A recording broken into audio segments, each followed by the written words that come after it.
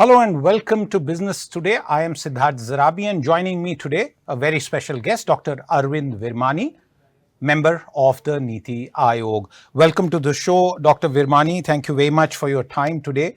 As you are aware, Business Today is coming out with India at 100, a series of ideas, policy options, reform suggestions from a wide variety of sources on what we should do and what it will take us as a nation to reach Viksit Bharat status by 2047 and become one of the largest and most strong economies in the world. And Dr. Virmani, I want to begin by asking you for your thoughts on that subject. To your mind, sir, what would be the top 2 or 3 areas on which we need to work over the next years till we reach Viksit Bharat status to achieve that kind of economic size and stature? Well, let me start with things which are less talked about. I generally, I'm a contrarian. I always try to pick out things which others are not making a big deal of. So in that context, I think I would point to 3 things which I have kind of learned and investigated over the last 2.5 years that I've been in NITI, which I feel don't receive enough importance that they deserve. So the first one is what we could call the quality of learning and teaching. We have statistics which show that enrollment rates are 100% or thereabouts. The data shows more than that, but let's say 100%. The completion rates of various levels of schooling are very high. But any learning tests that we have show that we are very far behind what we need to be. So where we are in per capita terms today, we are more or less in sync with other such countries. But if we want to become an upper middle income country, let's say in 10 years and 25 years, we want to become a higher income country, then we have to rapidly improve the quality of learning and teaching in schools. The second point I would point to is that my investigations of the whole skilling system, it's very important. Job skills, I think people have not really appreciated. But when I say people, I'm talking about experts and academics and everybody who is well informed. I'm not talking about just voters, have not appreciated how important the whole skilling system is. And in that skilling system, all the data that I have looked at shows that we are pretty far behind. And so not only do we have to catch up to the level where we should be, but we have to again up it to become at the Viksit level. So I would say that is most important. I talked about education first because basic reading, numeracy, the foundational literacy which the new education policy really recognized fully for the first time is critical to the skilling. But the skilling is, I would put right on top of the thing. And the third one, again, which I feel is relatively neglected, is local infrastructure. When we talk about urban infrastructure, we are talking about households, people like you and me who are living in a city or town. But the quality of the infrastructure in the legacy industrial estates is pathetic. To places I've gone, really, it is not even of the quality, in my view, which we should have at this per capita income level. So again, huge amount of work needs to be done on local infrastructure, just basics like roads, cleanliness, sanitation, sewage, etc. I think has been, and the problem in India is even when you put up something new, the sustainability is a critical thing. So perhaps people's involvement of the industry which uses it along with NGOs and government. So that local basic infrastructure and connectivity, I would say, are the 3 most important things which are on my mind, besides all the others which I'm sure you will talk about and others talk about. One quick follow-up on the local infrastructure point, Dr. Virmani. Would it therefore mean that this improvement in local infrastructure should remain confined only to the industrial estates, or should the approach of the states and local bodies be to have all areas of a certain standard?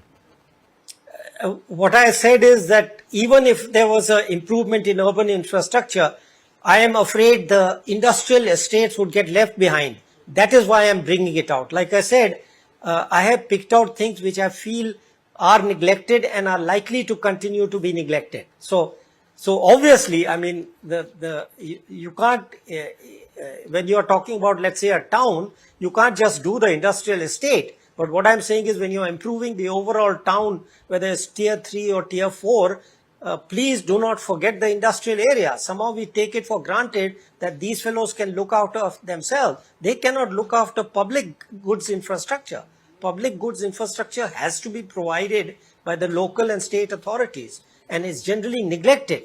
Nobody thinks about it, even when they are doing town improvement.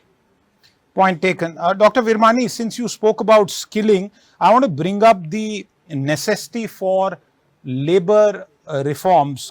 Close to 8 million people join the labor force as of today every year. And obviously, this number is likely to go up in the years and decades ahead. What are your thoughts about labor reforms in the medium and long term, considering what we have managed to do so far? Yeah, so as you know, labor is on the concurrent list. So there's a role of both the state, the national and state level. Just the numbers first. The reasonable projections I've seen suggest an average of 7 to 8 new entrants to the labor force over the next decade or two, right? So that's the kind of number. It's an average. So there's no implication there that the number would increase, but there may be a pattern. But let's take that as an average. 7 to 8 million is what they. So given that, the skills is a critical one. I can come back to that because I've already talked about it.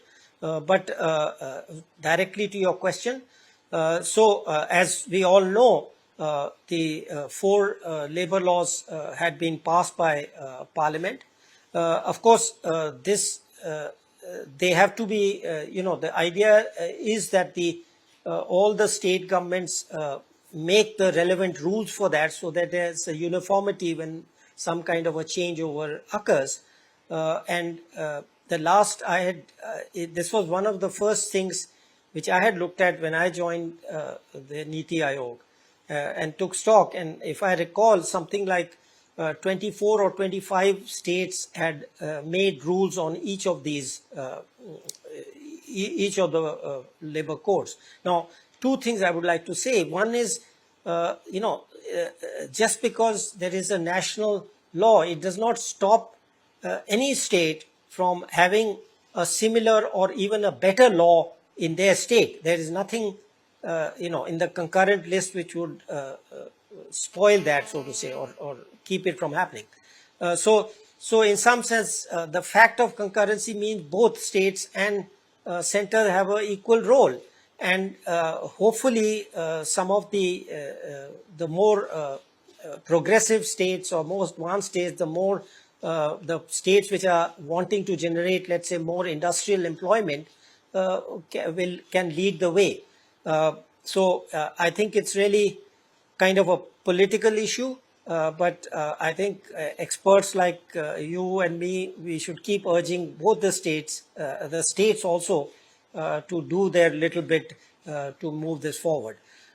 It's more important, again, there's a distinction between new large firms, foreign firms. They are very scared of what they consider to be relatively kind of disorganized labor market compared to ASEAN and so on, where they have made large investments, where they've set up supply chains.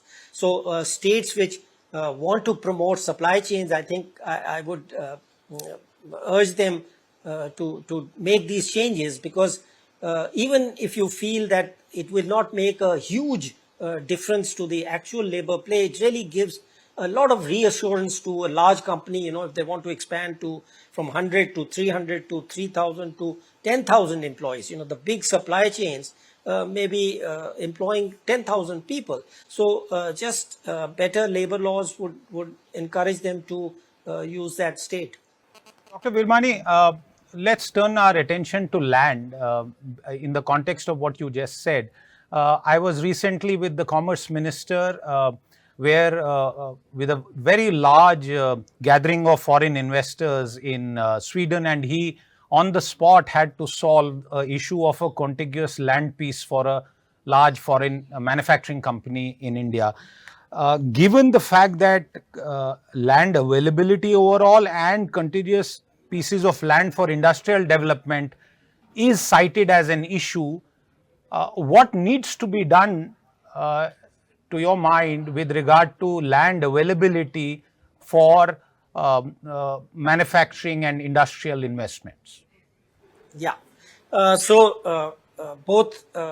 Yeah. So land, again, as you know, industrial land, the land we are talking about is a state subject. So firstly, we should note that different states have different land use laws, and some of this has been reviewed in the last economic survey, and also we discussed it at the CS meeting, which was chaired or addressed by the Prime Minister. So this issue is, of course, firmly, in a sense, on the, you might say, the intellectual or mental map is there. And the again, given that it's mostly a state subject, I think at the central level, what we are trying to do, if possible, is to bring cross-fertilization to see where states which have better, more flexible land use laws, whether it's for converting rural land to industrial use, or it is how what kind of restrictions are built on the height of buildings, the floors of buildings, how much space has to be left. In my travels, where I have gone to small industrial areas and met people, all the fast-growing ones, the people who don't have problems of demand, have complained about it. So what does that tell us? That tells us that if we want to encourage those who are going to generate economic activity, generate employment, this is an issue which needs to be solved. And again, the states which solve it will. But the specific problems are different. In some areas, I have suggested that they allow multiple floors, because some types of industry does not have to be on the ground floor. If you have very heavy machinery, that generally has to be on the ground floor. If you have hazardous materials or something, it has to be on the ground floor, chemicals or something. But things like textiles, stitching, etc., can be on the upper floor. So different areas and different industries have different solutions. And so the intent is to nudge the states to see what is best for themselves and change it. But it's absolutely very important. So this is kind of the lower level MSME issue. With large companies, again, I have, from my discussion with international companies, there is what they need is large tracts of land. It doesn't always have to be contiguous, but in the same city is very important. So, and one company I met recently in Japan was saying how in China they did this. I specifically asked this question, that you need all the land in one specific area. They said no, as long as we can build another factory, let's say 10 kilometers away or on this side of the city, or 30. They like to be in a single area, but it doesn't all have to be contiguous. So understanding what their needs are and trying to make sure, which is what many localities and provinces, what we call them, the equivalent of our states, did in China, is something we can learn. And states which do that, which help, and again, I don't want to mention specific states, but I've actually seen it in one or two states where there was a need for a large tract of land. They facilitated the acquisition in a rural area, connected it, actually built a highway. I saw the highways being built and expanded, and so on. So again, it comes down to the recognition by the states that industry would be good for them, that you need to attract them to grow because it'll generate jobs, higher wages, and employment. Dr. Virmani, I want to turn our attention to the issue of deregulation. And in fact, as part of that, we saw what the Jan Vishwas bill did as far as converting fines to penalties and eliminating many provisions, almost 183 across 19 ministries and departments. What needs to be done to take that process forward so that private sector and other industrial endeavors do not suffer overbearing regulatory framework?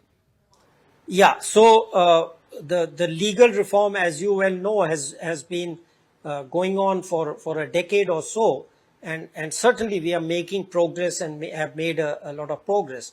But what as a kind of academic who's worked on these issues for a long time, I call it a kind of jungle of controls which was built in our socialist period from independence roughly to 1980, and it's almost looks like a endless process, but it is not. So one of the things which I have proposed, it's in my working paper which you can see on the website, is that perhaps we all talk about AI as a threat to employment.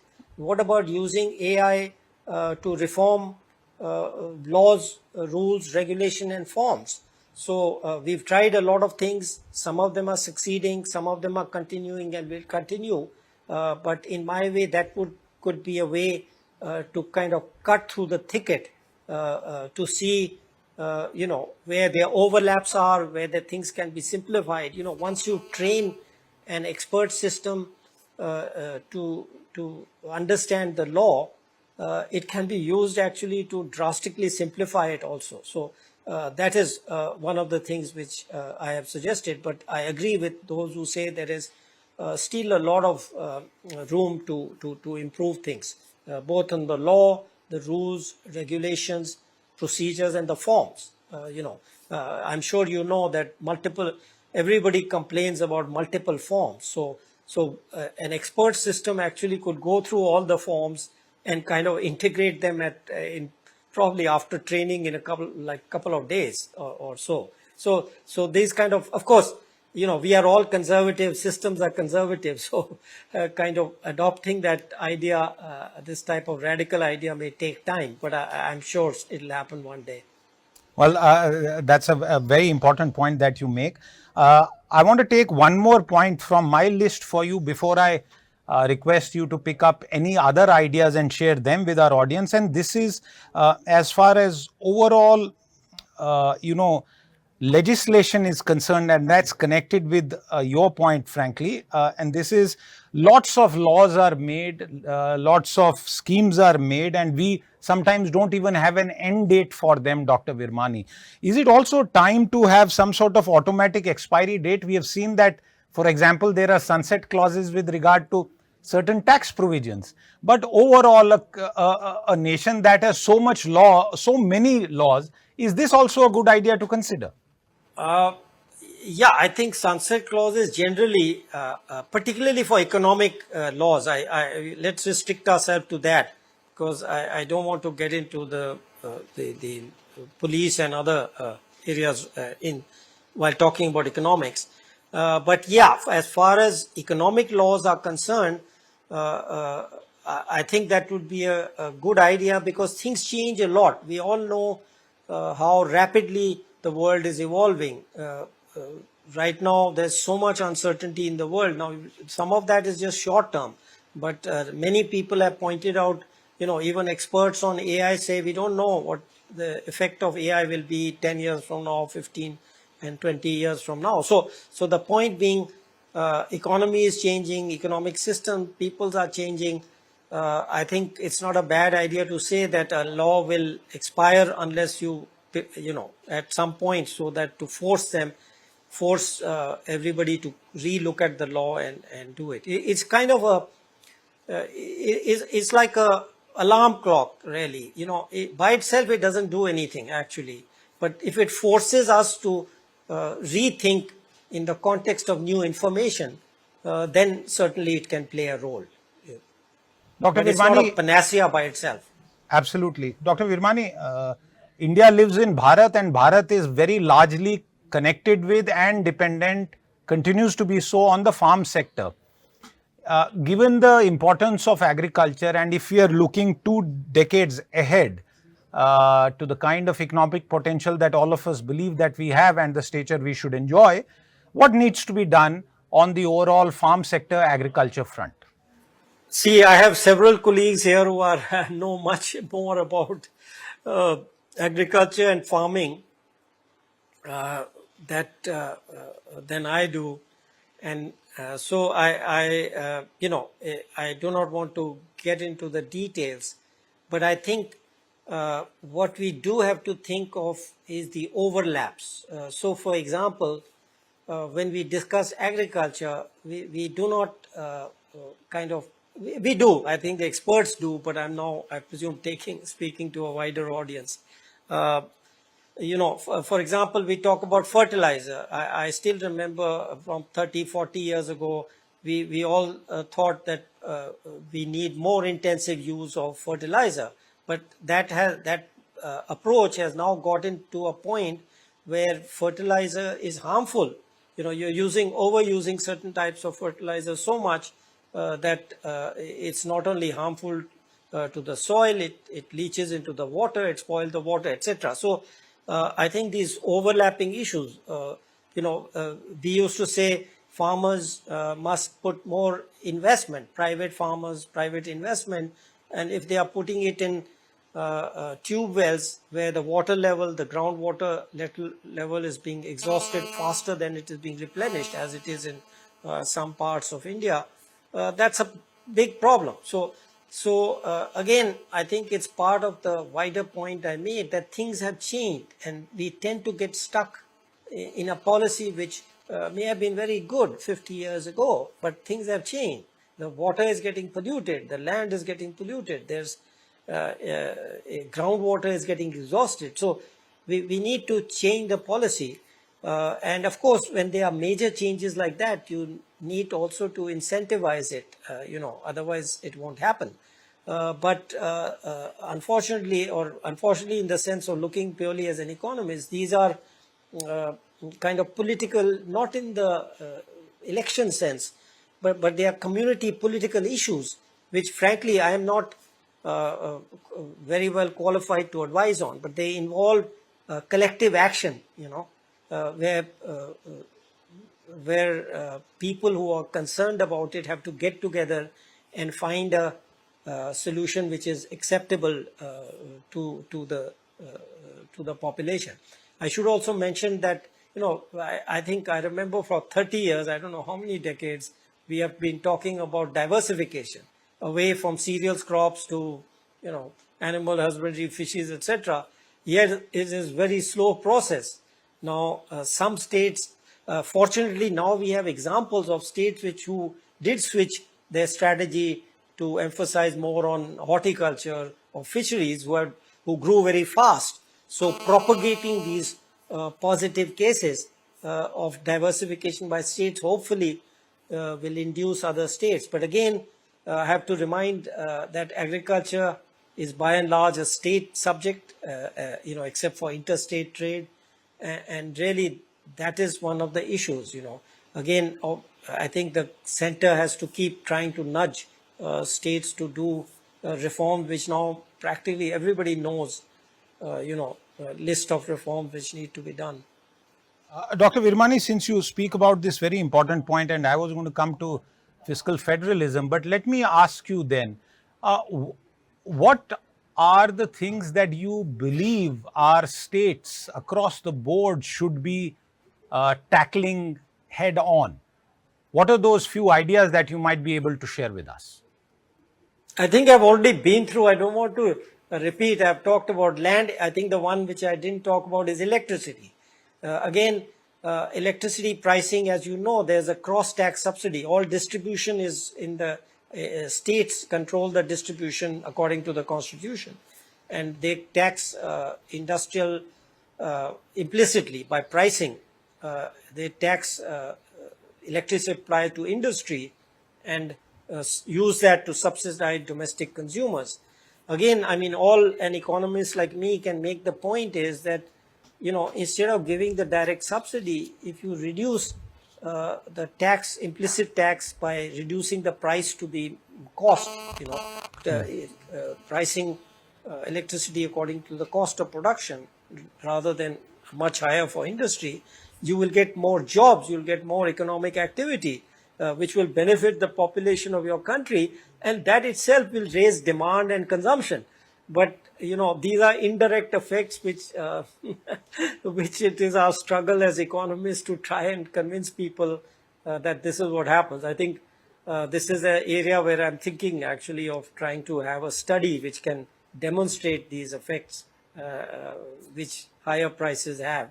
So it's an indirect effect. On the other hand, people can see directly their cost of electricity through this subsidy. They get lower prices. So again, very difficult issues of convincing the public of that they'll all be better off like 5 years from now, but if they think that right now, if the prices are changed, they will suffer. So I have talked about land, electricity.